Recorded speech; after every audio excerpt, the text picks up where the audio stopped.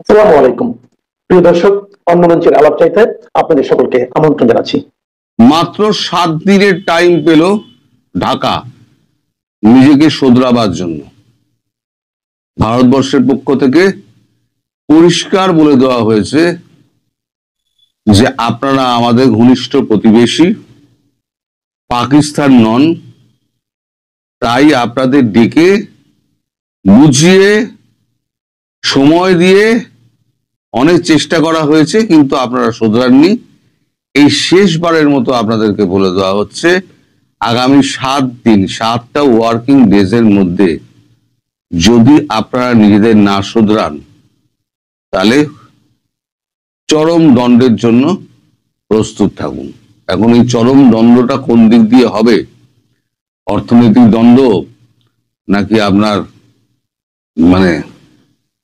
Happy Holi, এই খবরটা কালকে রাত্রিবেলা আমি পেয়েছি, তাই একটা পোস্ট করেছিলাম যে পাকিস্তানের ওদিকেও হবে দামাদ্দাম মাস্ত কালান্দার, এদিকে হলে হবে হ্যাপি হোলি, এবং দুটো জায়গায় পরস্পর একই সঙ্গে হবে।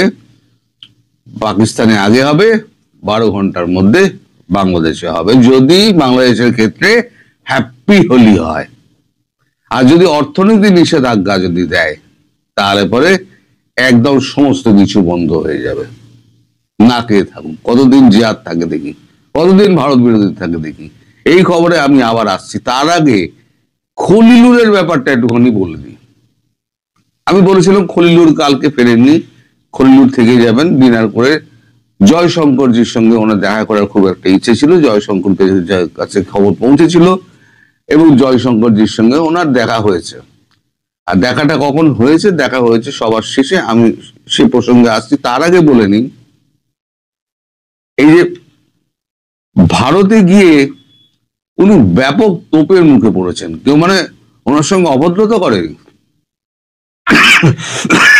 সরি, কেউ অভদ্রতা করেনি, সবাই ওনার সঙ্গে খুব সৌহার্দ্যপূর্ণ ব্যবহার করেছে। কিন্তু একের পর এক যে বোম, যেটা চিঠিপত্রের বোম, এক একটা ডকুমেন্ট যেগুলো একেবারে স্যাটেলাইট দ্বারা ছবি তোলা ডকুমেন্ট এবং প্রতিষ্ঠিত, যেগুলো এক একটা ডকুমেন্ট ওনার সামনে যে আসছে একটা করে দপ্তর ফেলে দিয়ে যাচ্ছে। তো একটা সময় এমন আসে যে উনি বলছেন যে আমি পাগল হয়ে গেছি, যে কাকে উত্তর দেবো আর কাকে কি বলবো। এখন এই যে কনক্লেভটা যেটা হলো, সেখানে এবারে সভাপতিত্বের দায়িত্ব ছিল বাংলাদেশের।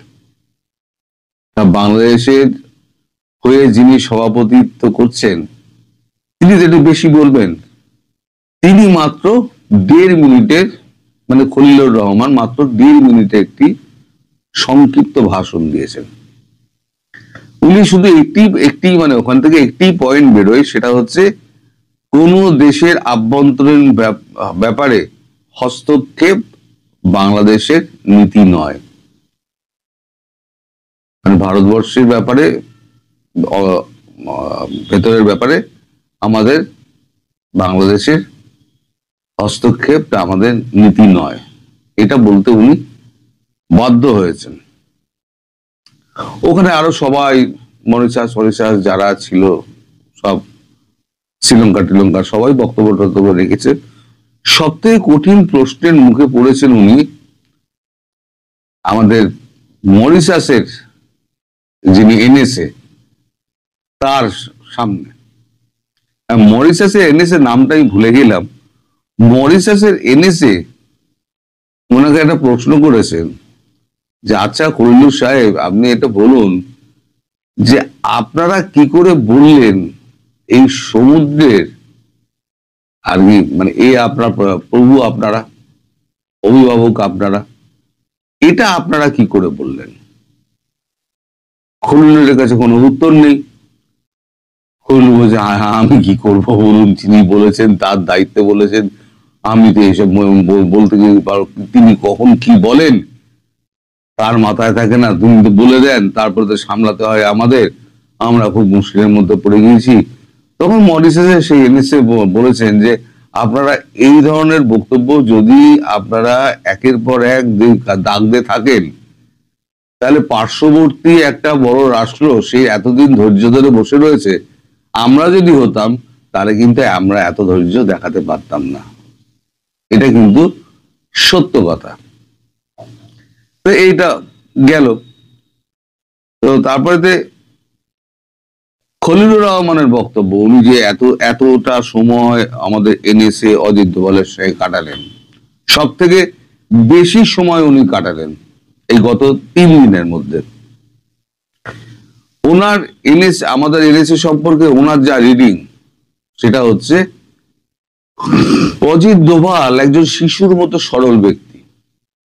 মানে এটা লাইন টু লাইন বলছি আমি, মানে যেটা খলিলুর বলেছেন, উনি শিশুর মতো সরল ব্যক্তি, কিন্তু শত্রুর কাছে উনি পাহাড়ের থেকেও কঠিন। ফলে যাকে ভারতবর্ষের শত্রু বলে উনি মনে করবেন, তার ক্ষেত্রে, সেই দেশের ক্ষেত্রে, মানে অজিত দোভালের থেকে কঠিনতম মানুষ দুজন পাওয়া যাবে না সারা দুনিয়ায়। এটা হচ্ছে খলিলুরের রিডিং, যেটা অজিত দোভালের সঙ্গে 3 দিনে বিভিন্ন সময়ে কাটিয়ে সময় যেখানে যেখানে গিয়েছি, শুধু আমার কাছে শুধু এসে কাগজ ধরেই যাচ্ছে, সবাই এসে কাগজ ধরেই যাচ্ছে। এখন তখনই একটা কথা ওঠে যে অনেক ভুল আপনারা করেছেন, অজিত দোভাল বলেছেন অনেক ভুল আপনারা করেছেন, ভুলের মাসুল আপনারা চোকাতে হয়নি এখনো, কিন্তু আমরা বারবার বলা সত্ত্বেও আপনারা কিন্তু একবারেই নজর দেননি এবং ভারতের বক্তব্যকে আপনারা উপেক্ষা করেছেন এবং ভারতবর্ষকে আরো নিচু করেছেন। এখন ভারতবর্ষ নিচু হতে হতে হতে হতে ভারতবর্ষের কোমর বেঁকে গেছে। পাকিস্তান হলে আমরা এত বলতাম না, আর পাকিস্তানের ক্ষেত্রে বলবো না, আলোচনাও করবো না, আমরা নামও নিই না।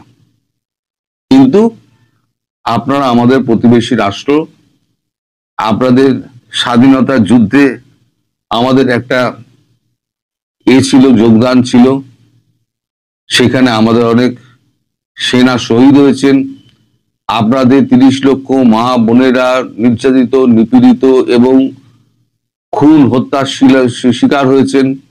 আমরা আপনার এই করুণ ইতিহাসটা আমরা জানি, আপনাদের স্বাধীনতার করুণ ইতিহাস, এবং ভারতবর্ষের সঙ্গে আপনাদের সম্পর্ক যে একেবারে টানা একটা মধুর সম্পর্ক ছিল, সেই সম্পর্কটা এই 16 মাসে আপনারা এতটাই বিচ্ছিরি করে দিয়েছেন, এতটাই বিগড়ে দিয়েছেন, এতটাই বিষাক্ত করে দিয়েছেন যে এখন বিষ আমাদের মাথায় উঠে গেছে। আমরা তাই বাংলাদেশ বলে আমরা এখনো পর্যন্ত কোনো অ্যাকশন নিইনি, কিন্তু আগামী 7 দিনের মধ্যে, 7 ওয়ার্কিং ডেজের মধ্যে যদি নিজেদের ভুলগুলো আপনারা না শোধরান, তাহলে আপনাদের কিন্তু চরম মূল্য দিতে হবে বা চরম দণ্ড আপনাদের জন্য অপেক্ষা করছে। এবার চরম দণ্ডটা কি উনি কিন্তু ভেঙে বলেননি। অর্থনৈতিক দণ্ড হয়তো দেবে না, ওই মারই হবে, হ্যাপি হোলি হবে, যেটা আমি বলেছি। এবার হ্যাপি হোলির জন্য প্রস্তুত থাকুন।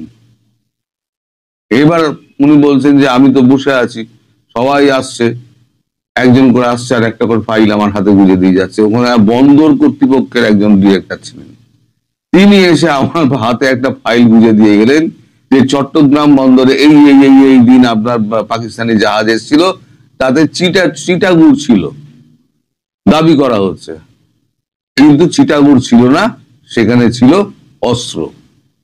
চিটাগুড়ের বস্তায় তিনে অস্ত্র এসছে আপনাদের ওখান থেকে।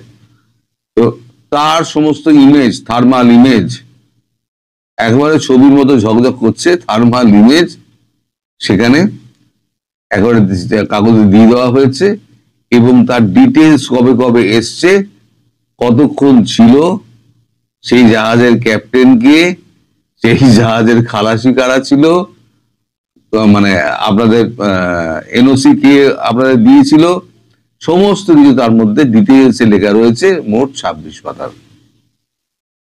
ভারতবর্ষ একটা ঠিক করেছিল একটা ডসিয়েট দেবে, মনে করেছিল একটা ডসিয়েট দিয়ে দেবো আমরা, যা হয়েছে তা একটা মৌখিক ভাবে হয়েছে, আমরা একটা লিখিত ভাবে ডসিয়েট দেবো। পরে পিছিয়ে আসে এই কারণে যে মোহাম্মদ ইউনূসকে ভরসা নেই। কারণ খলিলুর একটা কথা বলেছেন, উনি তো এসে যা খুশি তাই করছেন, কোনদিন উনি তো পালিয়ে যাবেন, বাংলাদেশটা কি হবে? ওনার তো কোনো দায়বদ্ধতা নেই, উনি তো এসছেন একটা অন্তর্বর্তী সরকার হিসেবে, একটা অবৈধভাবে এসছেন, সেটা খলিলুর বলছেন অবৈধভাবে এসছেন। আমরা যে আছি এটা কিন্তু অবৈধ নিয়োগ আমরা। তো যাই হোক, আপনারা তবু আমাদের সম্মান দেখাচ্ছেন, তার জন্য আমি কৃতজ্ঞ। কিন্তু উনি তো বলে চলে যাবেন, বাংলাদেশের মানুষ তো মরবে, এইটুকু বোঝার মতো ক্ষমতা বাংলাদেশের মানুষেরও নেই, ওনারও নেই। আমার পক্ষ থেকে যতটা সম্ভব বোঝানো আমি বোঝাবো, কিন্তু তার ফল কি হবে তা আমার হাতে নেই। তখন অজিত দোভাল বলেছেন যে ফলের আশা আপনি করবেন না, আপনি আপনার কাজ করে যান, যে যার মতো ফল ভোগ করবে, আপনি চেষ্টা করে যান।